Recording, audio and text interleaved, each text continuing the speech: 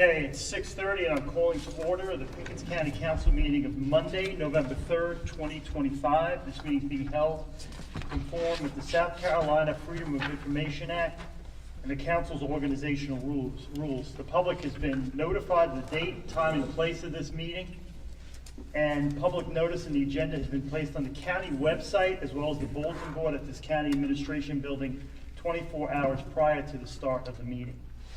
First up tonight is the invocation. It's going to be Councilman Chris Bowers, but he's not here at the moment, so I'm going to ask Mr. Dale Holloway to lead us in the invocation. Our Heavenly Father, we ask that you would give us wisdom, guide our directions, help us to serve with grace and dignity within this county. We ask this in your precious and holy name. Amen. Amen. Next item up is the Pledge of Allegiance. Tonight we've got Mr. John Hambry, who's the Veterans Affairs Officer. He's going to tell us a little bit about Operation Greenlight. Yes, sir. Thank you. As you mentioned, I'm John Hambry, Pickens County VSO. Tonight I want to thank you all for allowing me the opportunity to speak. I'll do my very best to keep my remarks brief, but I do want to acknowledge the significant growth that our office has seen in the last few months. The progress is a direct reflection of the dedication and compassion of our staff who work tirelessly to support our veterans and their families, and I look forward to sharing more details in the later months. Tonight I'd like to highlight the meaningful initiative we are proud to be a part of, Operation Greenlight for Veterans. Before you guys now, you'll see a mason jar with some green stones. Inside of that is a strand of lights. If it doesn't work, pull the plastic piece out to connect the batteries. There's 4 settings. There's a fast flash, a slow flash, a steady light, and an off button. But Operation Greenlight is a nationwide campaign that encourages communities to shine green lights from homes, businesses, and public buildings to honor the service and sacrifices of our veterans. Green symbolizes hope, renewal, and transition from military service to civilian life, a journey that deserves our recognition and support. Beginning tonight and throughout this week to November 11th, Pickens County Veterans Affairs Office will illuminate our office in green. And we invite the county, the residents, and businesses to join us in changing one visible light bulb to green. This simple act sends a powerful message that our veterans are seen, appreciated, and supported. Now, following Operation Greenlight, we encourage the community to continue to support by participating in a Nation Warrior Call Day on November 16th. This day is dedicated to preventing veteran suicide by urging Americans to reach out and connect with veterans in their lives, especially those who may be struggling in silence. A simple phone call may be a life-saving difference. We ask everyone in Pickens County to take part by calling a veteran, checking in, and reminding them that they are not alone. Your voice may be a lifeline. For more information about either one of these initiatives, community members can contact our office or visit our website for more information. Now I'll be honored to lead us in the Pledge of Allegiance. Render the proper salute that you may see, or I pledge allegiance to the flag of the United States of America and to the republic for which it stands, one nation, under God, indivisible, with liberty and justice for all. Thank you very much. We'll see you back in May. You're just going to give us a presentation on Much more detail. Yes, much more detail. Yes, sir. Okay, next item is going to be number 2. That's public forum. Our special guest tonight in the first slot is Mr. Brian Owens. He's the Executive Director of the Pickens Chamber of Commerce. He's going to tell us a little bit about how the Chamber advocates for businesses and networks throughout the greater Pickens area. Thank you, Mr. Chairman, members of council.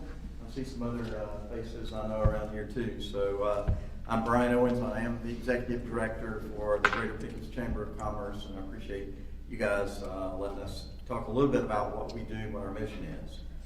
And our mission is simple. We foster sustainable growth through collaboration, business support, and tourism development with our members while enhancing the quality of life for residents and visitors.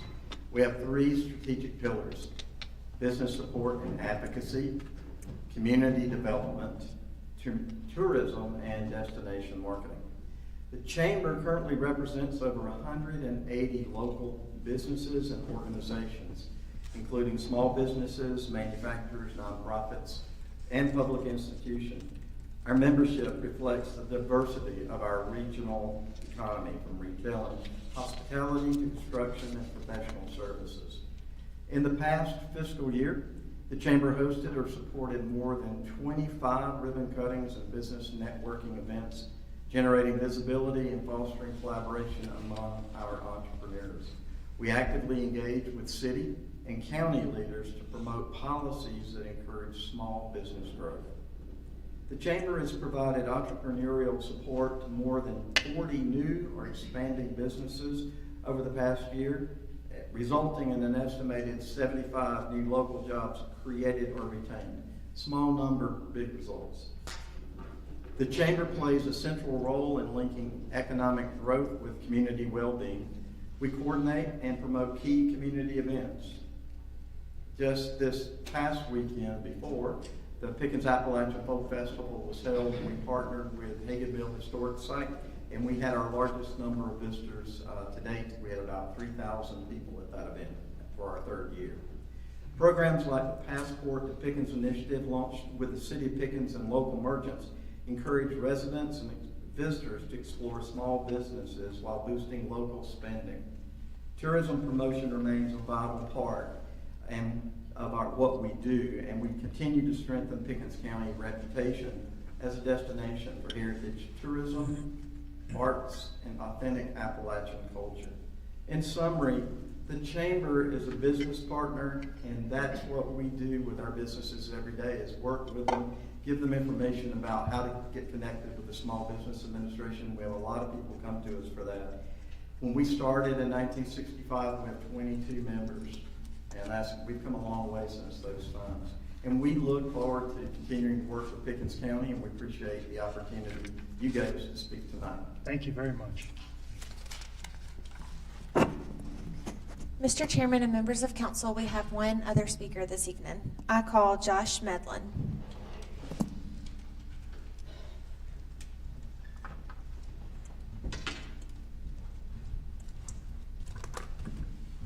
Good evening. I just want to talk about money and trash.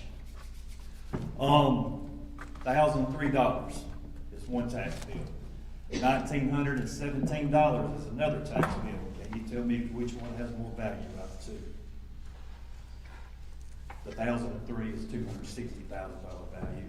The $1,917 is $65,000 value. How is that? I don't understand it. I came up here to talk to somebody about it, and they haven't called me back. So I figured I'd come up here and approach this for that. I don't get it. There's not even a breakdown on taxes anymore for some reason. I paid sewer taxes probably for 52 years, and I ain't never had a sewer till a year ago. Don't make no sense to me. But that's just my thinking. As far as trash goes, I'm paying these taxes that I'm gonna pay y'all. Y'all didn't get a raise, but everybody else did. But I'm also paying taxes for the businesses that use the recycle centers and dump trash. I don't need to pay for them. They're supposed to be paying a fee by themselves. Y'all got trash police that's supposed to be running around. They need to get tickets. I've been to a dump recycle center 3 times. Each time I've been there, I've seen somebody come in with a trailer full of lawnmowers, weed eaters, and empty out their trailers. You ask somebody who works at the center, why can't you stop them? I'm not paying for them to dump here. They say we can't do nothing. So something needs to be done. And I don't want to pay for a business to dump since I'm having to pay y'all $2,900 in taxes this year. Okay, thank you. Mr. Chairman and members of council, this concludes the public forum. Okay, Mr. Orp, you want to address some of that? I think Mr. Medlin's right on several of the things he says. We shouldn't have contractors using those facilities. I think he's absolutely right. As far as the tax bills go, if you want to after the meeting, if you bring me those tax bills or you can send them to me, I'll be glad to look at that and try to figure out what's going on there. There's several different things that could be going on, but I want to be of help on that. But as to what the attendants can do, the attendants are instructed to tell people what the rules are, but they are not there to enforce rules other than to advise people. If you think about our attendants, you know why that's wise.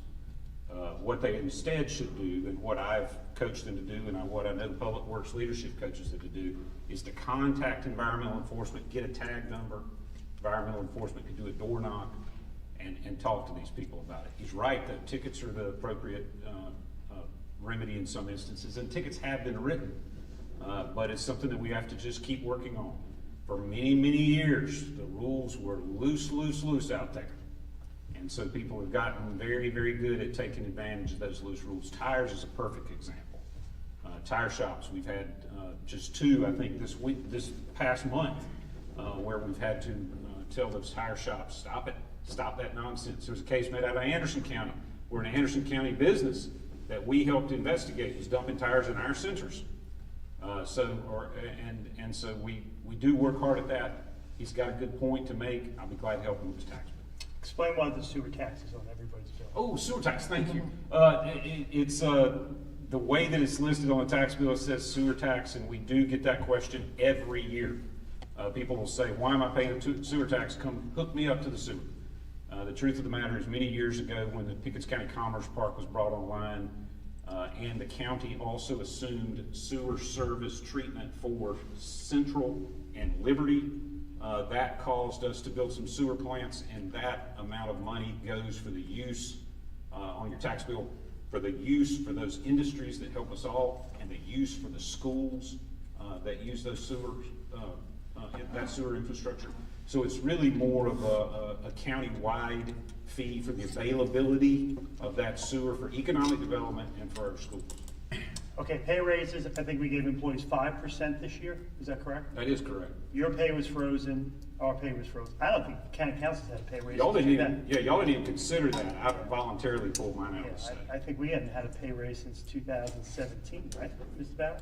I think it was before that. I think it was before that, Mr. Okay. Chairman. I have not experienced one, so. But get your tax bill to him, he'll look at it. That'll help you. Thank you.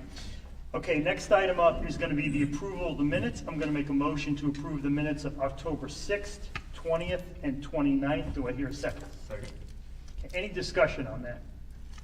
Okay, I want to just make a real quick point. I want to congratulate Ray Farley for that meeting on the 29th with Elroy and Klinger and that deal that he made. It's excellent. I mean, it's a $135 million investment in total. It's up to 409 jobs potentially. And I think when you look at the square footage and the total buildings they have over there, about 331,000. So Pickens High School is about 260,000. So that shows you how big those buildings are over there. So just a little shout out to Ray on that. He did very well on that. Any other discussion on the minutes? Okay, those in favor, raise your right hand. Those opposed, same sign. Passes unanimously. Next up is the item 4, the administrative report. Mr. Roper, you're up. Thank you, Mr. Chairman, members of council. Another thing about the announcement last week, this is not in my report, but I want you jog my memory. The Pickens County was able to obtain from the Appalachian Regional Commission approximately $8 million to fix the intersection there at 123 and 124.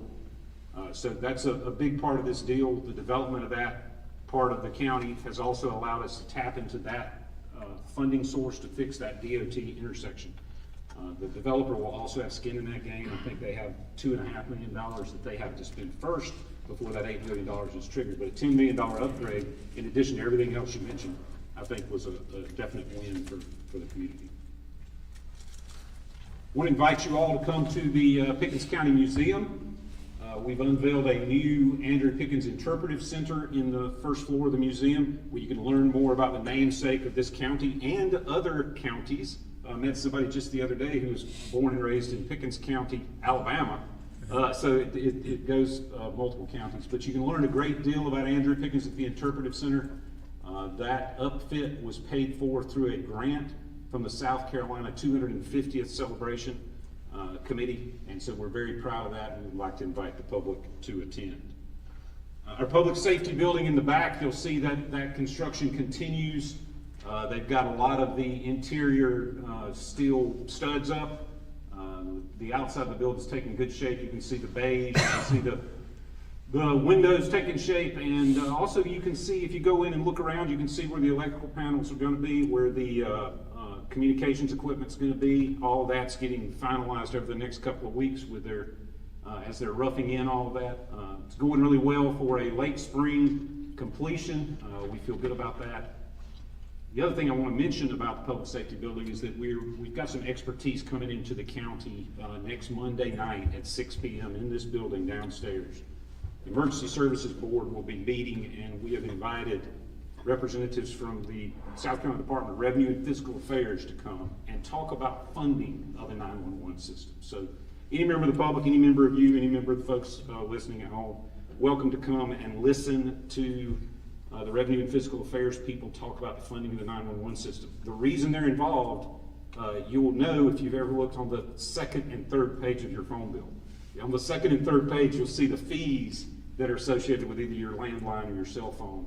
And they'll be coming to talk about and educate us all on the way that money is divided up around the county to help, around the state, to help fund emergency dispatch services. So we invite you 6 o'clock next Monday night downstairs in the EOC for that information.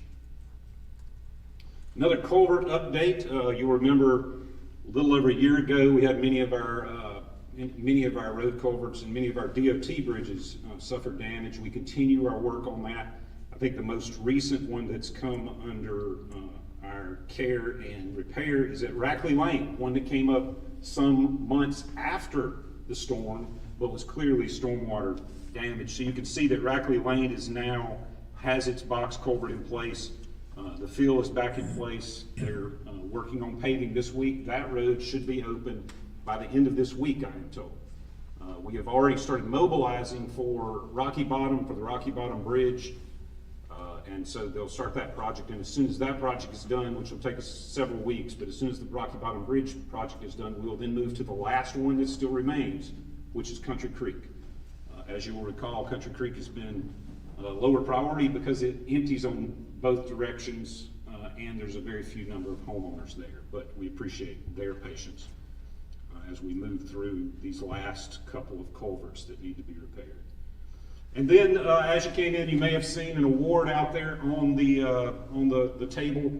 I think it's safe to say that there won't be a lot of championships, a lot of trophies won between South Carolina and Clemson this year. And because of that, we're really proud of some hardware we brought home. So you will see the trophy out there for the Barrett-Larimore Regional Cooperation Award. We believe this is the first time Pickens County has ever won either of the kind of big awards from the South Carolina Association of Counties. There's the Barrett-Larimore and there's the J. Mitchell Graham Awards. We don't think in any history that we can see that the county's ever won. So we were very proud to have won this one. Obviously the reason that we qualified for it was the Table Rock Mountain Fire, which was not something that we would have wished, but what we did demonstrate is cooperation between two counties, Pickens and Greenville, state folks, including forestry folks that I think are here tonight. Great to have y'all here.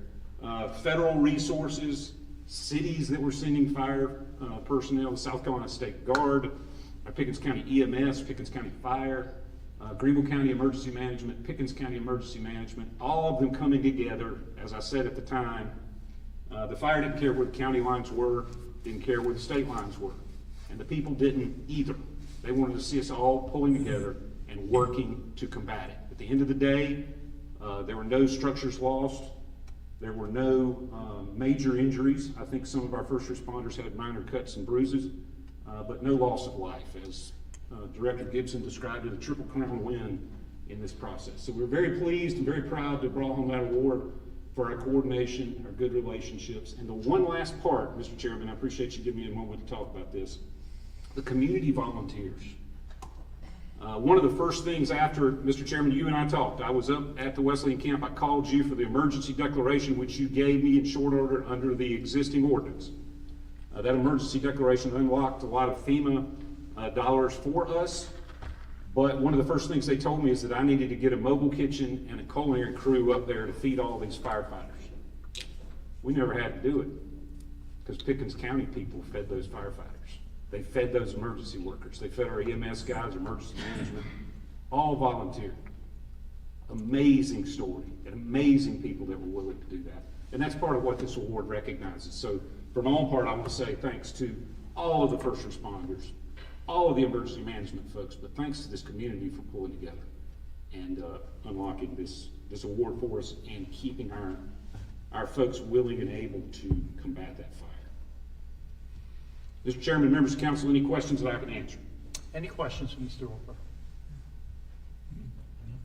Okay, I got a few. At the recycle center, those plastic yellow poles, you see those that we put in there, or you put in there, somebody's put in there. You're not able to drive right up against the blue bins now, like throw a couch in there. Now, why is that? You can, and this is a point of confusion. I actually met with a citizen, I guess it was 2 Fridays ago, at Forestbridge Road, at that center, because the attendants there were misunderstanding that you couldn't pull up on the concrete next to the bins. You can. Okay. So there's some coaching there with our attendants of what is and what is not allowed. But what you're referring to is the delineators, which are there to keep people from driving around the speed bumps. Gotcha. And you still have enough room to get a trailer in there that's the right size for our centers. Okay. But if it's larger than should be in the center anyway, you probably can't fit it between those delineators. But that's the reason. Okay, so you can pull right up against that. You can, right up onto the concrete next to that bin, right up against the blue bar if you want to. Okay, good. Next is an EMS question. We got 11 frontline ambulances, 8 backups. Where are the backups held at? Usually they're held in the stations. So you will have a primary in a station and then a backup also in the station. Some of the stations that have 2 trucks running out of them will have a third. So that's where you get a saving of some of the numbers. And then some of them will be at vehicle maintenance, which is also coincidentally EMS headquarters now until the new building comes online. So you'll see some of them there as well. Okay, Mr. Roper, Mr. Bowers, you can weigh in on this one too. What is an auto lift and how does it help with these bigger EMS ambulances? What is an auto lift? Yeah. Chris? I would have to pass. Context. Yeah. Is it to get people in and out? Get those big Ambulance. Oh, in the ambulance. Yeah. Yeah. No, good. Please, So, you're the expert. The auto lift is a stretcher loading system that takes the weight off of the crew per se. Loading the patient in the truck makes it easier, it's safer for the patient and for the crew member involved. And I know all of your trucks I have seen are coming with those. That is something. The other piece to that is the standard for ambulance manufacturers, the rollover test. That system actually locks the stretcher in place, which is safer than the old style that used to be there. So it's kind of a 3-part deal. So the new EMS vehicles all have it? Yes, sir. We ordered those as well. I feel like, if I'm not mistaken, a couple of years back, there was a request to do some upfitting of older and then making sure that with the newer coming online, I feel like we freed up some money for that a couple years ago. Counselor, I think you are correct, but I don't want to go so far as to say all of the backups have those, but. I'm willing to bet a lot of your spares, your older spares probably don't. Right. But that is something we include as a standard now. The other piece of that is trucks these days. We used to buy van chassis for boxes, and now they're all truck chassis, which means your box sits up higher, which makes it even more difficult to lift that patient in, which is part of the reason why all your newer stuff has it. Okay, very good. Yeah. Any other questions for the administration? Okay, next item up, thank you very much. Thank you. Next item up is number 5, committee reports, we have none. Next item up is council correspondence, that's number 6. Let's see, on Monday, November 17th, I'd like to schedule a work session for 2 items. One is gonna be a presentation for sure, and maybe a second reading on the procurement code. This was a goal of myself, Councilor Lawless, and Holloway, when we set our goals a couple of months ago. Second item, Council Lang and Holloway wanted to revisit Council Rule 3.5C, and it's the ability of county employees to talk with their elected councilors. Now, any other council announcements? Okay, next item up is a motion for new business. Do I hear a motion for new business? Going once, twice, 3 times. Okay, next item up is 8A. It's a first reading and title only for the procurement code. So, Mr. Roper, you're up on that. Thank you, Mr. Chairman. I will tell you that our staff's been hard at work on this. I know it was the goal of a couple of council members to update that. We have basically spent the last couple months, benchmarking what we do against other counties. I think Mr. Ishwata and Mr. Garino would love the opportunity to come and sit down with you in a work session environment and work through some of these ideas. I think the document that they have now is 143 pages long, which is too much. So what we thought would be a good idea, if we could have a first reading, that would start the process, then we could sit down in a work session environment and get your feedback on specifically what parts you would and would not like to see. It's a pretty expansive document right now, and I know that we want to make it flexible in the future. It may be that the complexity of the document gives us more flexibility, but that's a conversation we need to have in a work session environment. Okay, so I'm going to make a motion to approve first reading and title only for the procurement code. Do I hear a second? Second. Okay, anybody have any thoughts on the direction that they want to give the administration on this at all? Because there's 5 points I want to outline. And we've already talked about it, I think, once or twice, but I just want to outline it. Before we go to contract with any projects, let's say greater than whatever we pick, 100,000, let's say, the administration needs to have an estimate what the project should cost. So they have an in-house estimate, so we're not flying blindly into a bidding process. The second thing is, let's say jobs, again, whatever that threshold is, $100,000 or more, let's say, there's going to be 3 options for methods of project delivery. And Dwayne Green talked about that. Right now, I think we just have 1, right?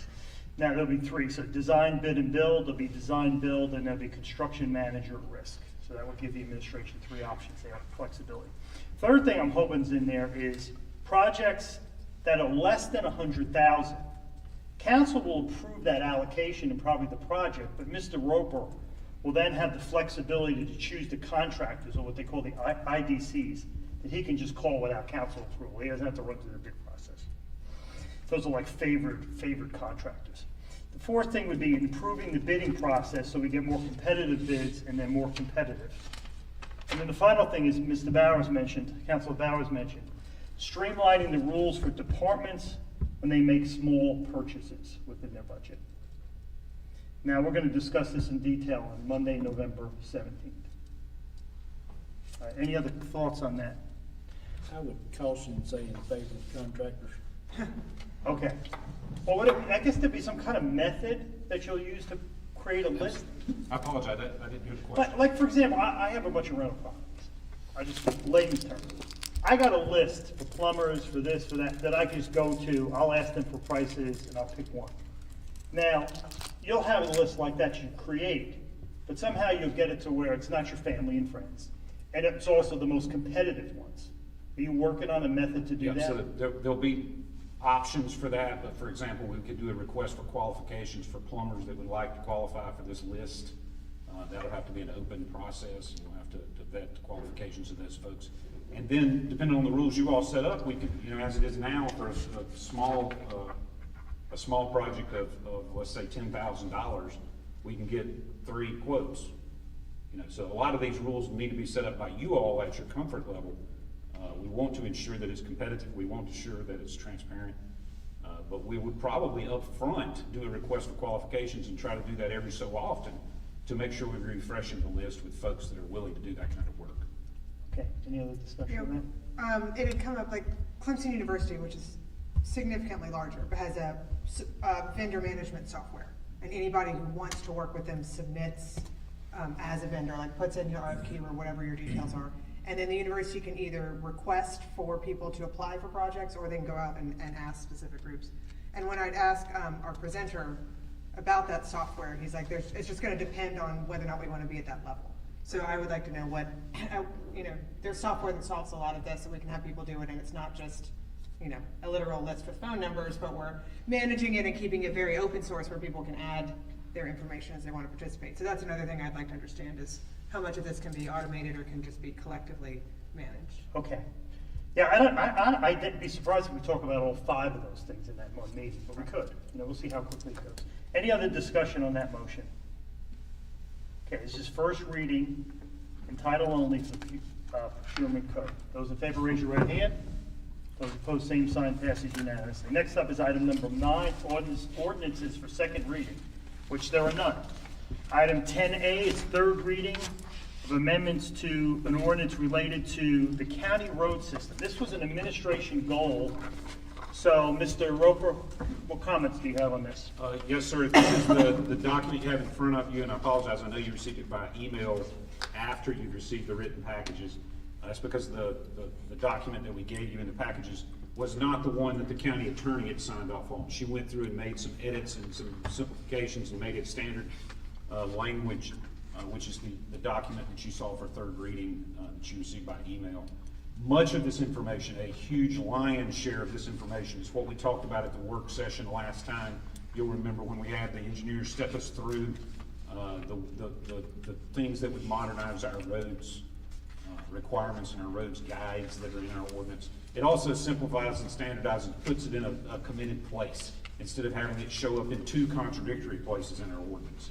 So staff recommends third reading, and we appreciate your work on this.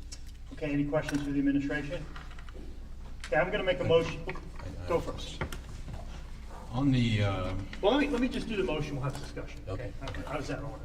Okay, I'm gonna make a motion to approve item 10A as presented in the packet. Do I hear a second? Second. Okay, any discussion? Yes. On page 46,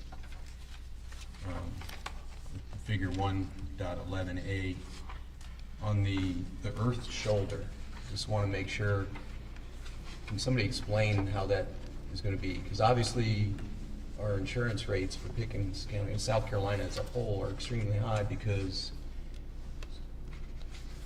we don't have a really good history of having shoulders that are effective, and, right? So what are we doing? Can you explain this here, how we?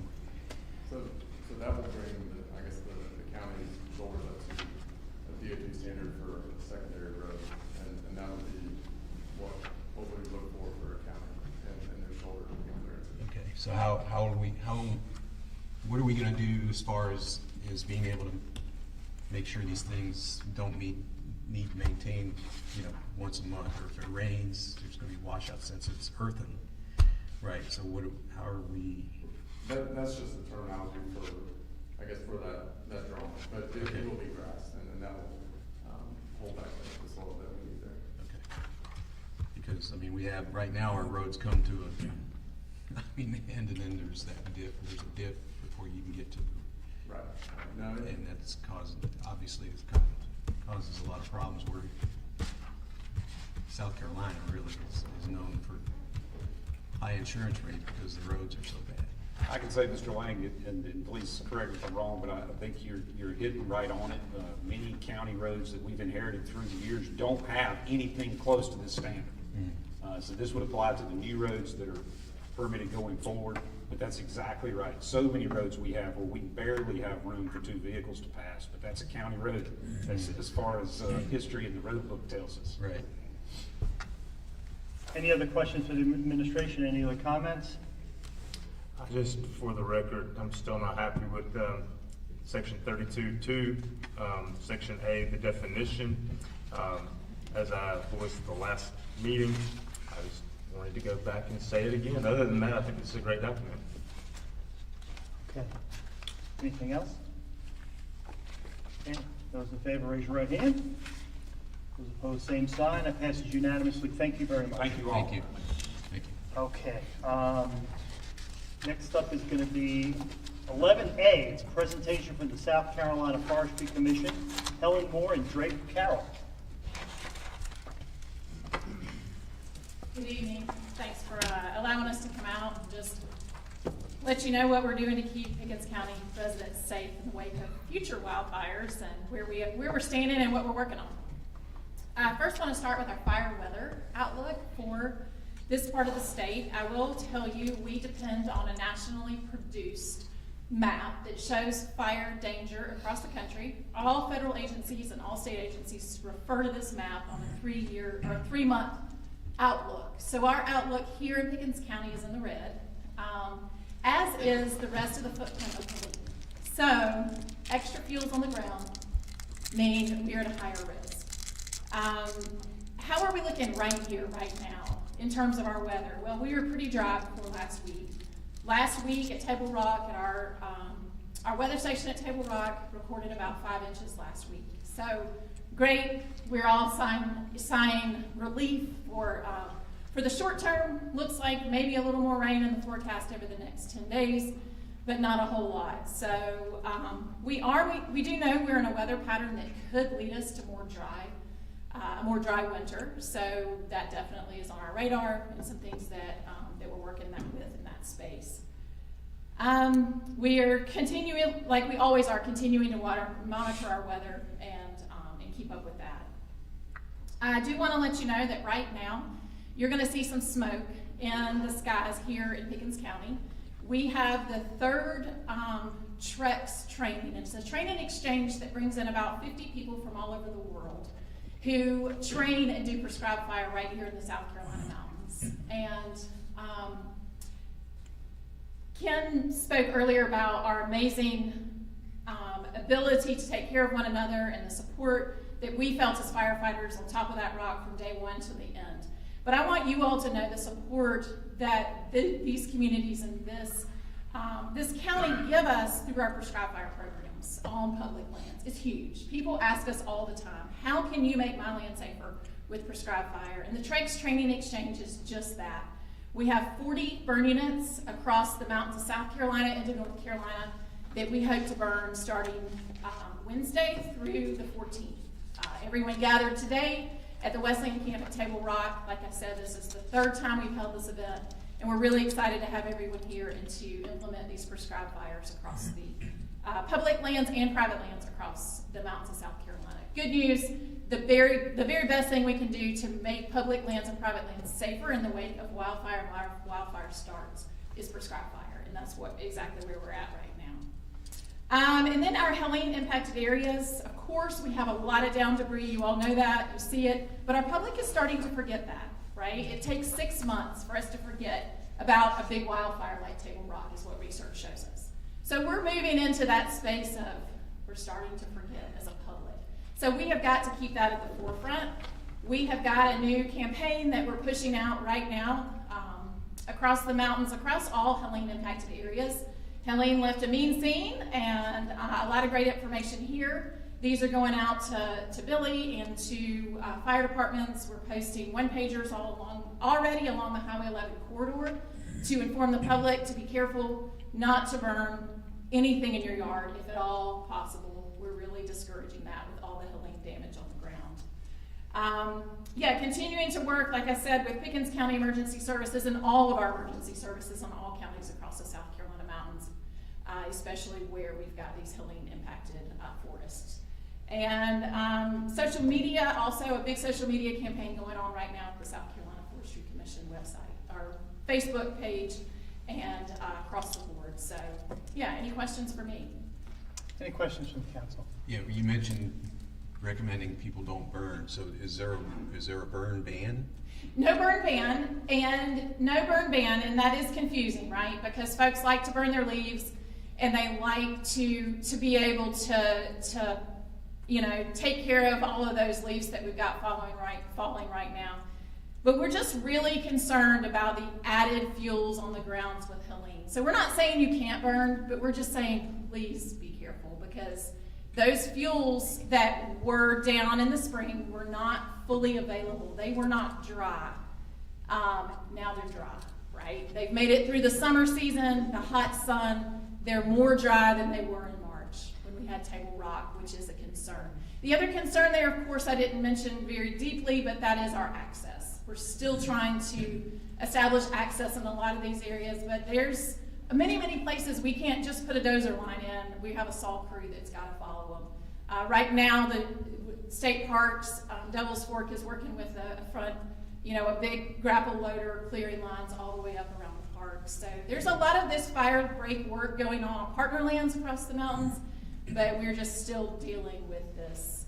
So if you don't have to burn, we're just saying, think about your actions, because we definitely don't want another Table Rock, anytime soon. Right. Okay. So, yeah. Thank Does you. that answer your question? Yes, it does. Okay. Thank you. Any other Absolutely. questions? Yeah, if someone spots smoke and wants to know if it's one of your training Sure. Is there yeah. a place they could go to find out? Yeah, so the South Carolina Forestry Commission website is going to keep up. Also, the Southern Blue Ridge Trex has a Facebook page. TREX? TREX, Training and Exchange is what that stands for. Southern Blue Ridge Trex.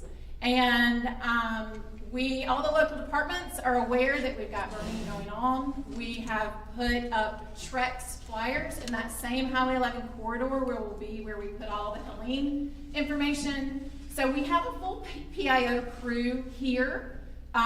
They're from all over the country, and they are they're keeping everyone engaged. We've got a press release coming out probably tomorrow. We have some representatives from state government out of Columbia coming up to see what's going on and what we're doing. If you guys come see us, we're at the Wesleyan camp. We would love to have you. We would love for you to come out and see how we're managing public lands in Pickens County. That's what we're here for. So, yeah, does that answer? Yes, thank you. Great. Any other questions? Okay, thank you very much. Okay, thanks. Okay, next item is number 11B, streamlining boards and commissions. That's going to be Allison Fallon tonight, right?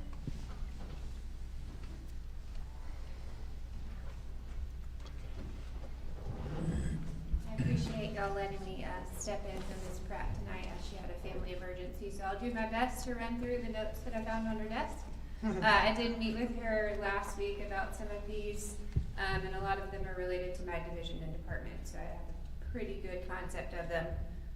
So I'm just going to start down her list. If y'all have any questions, want to stop me at any time, just let me know. So first off, very important, the analysis regarding whether boards can be repealed or merged. If it's enacted by resolution and ordinance, yes. If it's enacted by state or federal law, then the answer is no. There's some nuances there, but that's a basic rule of thumb that she applied as she went down this list. So the first one on the list was the Board of Zoning Appeals. It is required by law where zoning is in effect. If y'all remember the debate about whether we have zoning in Pickens County, we do. It's just one zoning district, so BZA would be necessary. However, in 2022, Council passed a resolution that merged the Board of Zoning Appeals with the Board of Construction Appeals. So we have one Board of Appeals. So that one has already been handled, if you will. The next one we have is the Beautification and Environmental Advisory Committee. That one was basically morphed into the Keep Pickens County Beautiful Committee back in 2021 by resolution. So it's just the Keep Pickens County Beautiful Committee now. Is that required by law? No. Is it a beneficial thing? Absolutely. However, we have had difficulty keeping volunteers in committee seats for that one. So I think to be fully effective, we would either need outstanding county volunteers that want to be committed to that cause, or a staff member that could really take it and run with it. In the past couple of years, we just haven't had the capacity to do that. So that one would be up to the county. If you wanted to dissolve it, you could do so via resolution. Sedgwood Tax District, I'm not as familiar with this one, but it was enacted by county ordinance. It is required by law. It was created for street lighting for that neighborhood. It maintains and funds the subdivision street lights. Now, on that one, it has been inactive since 2018, and the seats have expired. However, the millage is still current, so it's still being funded through millage. It was county created, it's inactive, but still collects. So we need to ensure that the billing is satisfied. So options here would be repeal by ordinance once all financial obligations have been settled for that. Staff recommends eliminating the board. It would require 2 ordinances, one to stop the millage and spend or transfer the balance, and then a second to formally dissolve. Whose district is that? Do you know? Holloway's. Mr. Holloway's? Okay. Mr. Holloway, you need to look at that closely, because I don't even know where it's at, to be honest with you. So when you get a chance, I'd look at it. Okay. I'm sure Ms. Pratt would be happy to further discuss any of these at any The next one is the WorkLink Workforce Development Board. So that is required by law. It's federally mandated. They oversee the regional workforce programs for Anderson, Oconee, and Pickens. The council seat has been vacant since 2020. So the county nominates one member, but has no oversight, cannot dissolve or change its makeup. It is a required federal program, so recommendation would be for council to fill the vacant seat to maintain adequate representation. So that's one that's a state board and we nominate somebody to it? Could you nominate a citizen to it? That I'm unsure. Okay. We'd have to But look that'd at be a that. question for I later. think the Okay. seat is open for a council member, but I don't know if there's a requirement that Was it y'all Councilman cannot Myers told me then about? assign. We could, so a citizen would be a question mark, okay. Next up. The next one is the Stormwater Board. So it was created by ordinance through the Stormwater Ordinance back in 2007. It is required by law simply because it is an appeal mechanism for stormwater. However, it has not met in any of our recent histories of any staff. I don't think it's met since maybe a few years since after it was created. We've not had any appeals come through, and therefore the board has not been necessary to date. However, the ordinance would require an appeals process. It does not have to be a separate board. So we could look at dissolving the Stormwater Board and giving the Board of Appeals the authority to hear stormwater claims. If one was to come up tomorrow, that would be our avenue right now because we do not have an active board for stormwater. Well, actually, the Board of Zoning Appeals really isn't active either, right, Megan? Couple of vacant expired seats. So that, Board of Appeals. Board of Zoning Appeals, okay, go on. The next one is the Tourism Board. So it was created back in 2008, not required by any law. It advised on accommodations tax expenditures back when it was created. Has not met since 2017 when it was dissolved. So when the three nonprofit boards were created, the Tourism Board dissolved when those were enacted. So you had the Haygood Mill Foundation, the Museum Board, and the Performing Arts Center Board. So the Tourism Board went away when those were enacted in 2017. And council does not appoint members to those boards. The next one is the Economic Development Alliance. It was established via ordinance in 1995, not required by law. Its purpose is as a public-private partnership for economic recruitment and marketing. They do meet quarterly and serve as an advisory board to Alliance Pickens. Council would have the authority to amend, purge, dissolve, whatever you would want to do there. However, I do think, and Ray agrees, that that board is a benefit to Alliance Pickens. He believes strongly in the makeup of that board. I know you all saw his recommendations for the open seats. So staff would recommend keeping it intact. I think one of our issues with that was interest in making it smaller. And you're saying we can do what we want with it because we're the ones who set it up. It's not a state law. Yeah, that was my issue, because I served down there a year, and it was, every meeting was, they were just struggling to get a quorum, because there's 17 members, so you need 9 members. Now, the same 7 or 8 people showed up every time. What I would do is I would just structure it like every other board. You got, 6 members plus maybe an at-large member.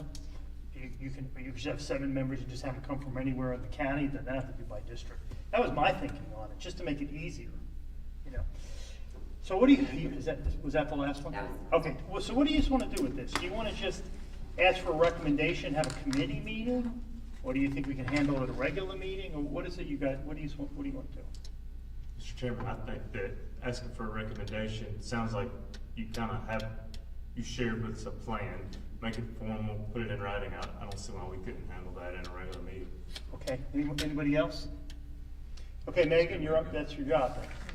You and Destiny sit down and come up with a recommendation. Get input from everybody. If there's a councilman that wants to weigh in on it, beforehand, that's fine. And then just come with a recommendation on that. Shouldn't be hard. The tourism one is taken care of. That's already gone. I saw it on sheets of paper. I thought it was still intact, but I guess it was phased out about 7-8 years ago. It was like, we can't do it all in one meeting though, because for example, she said, or like Sedgwood Tax District takes 2 ordinances. Oh, yeah, well, just the direction. The direction, Where we're going. where the Like I plan- said, that's not my district, so I don't know what Mr. Roper, will he sit down with some of the citizens there and say, could you pay for this yourself, or do you want Well, they to need a- continue to tax you on it? Yeah, I think we'll need to talk a little bit more about that, and I think we'll need to get some intel from, Reverend Holloway on that as well, Dr. Holloway, on how the best method to go forward is. On one hand, it strikes me that it would be something that was that difficult to create. We have to be very deliberate before we do away with it.